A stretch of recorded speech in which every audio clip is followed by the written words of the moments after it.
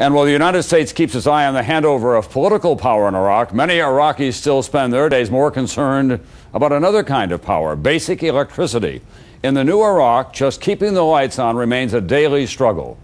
Here's NBC's Mike Taibbi with a look at what life is like inside Baghdad's main power plant. Bashir Khalif's day kept getting worse. The manager of Baghdad's huge Al-Dora electrical power plant had arrived at terrible numbers.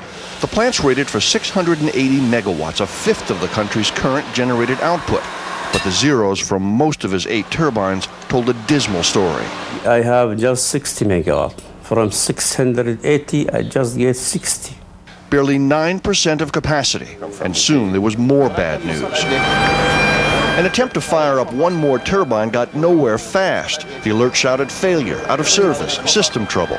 Something wrong with it. What's wrong is almost everything here. A 40-year-old plant falling apart, sabotage of gas lines and transmission towers, and, critically, the decision by 100 Russian technicians, after kidnappings and an ambush last week that killed 2, to abandon Al-Dora and go home, as did the Germans before them, the repairs that were started unfinished.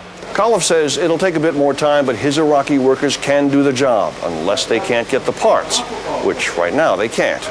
Which means with a temperature well over 100, there will be little relief and less than 8 hours of electricity a day.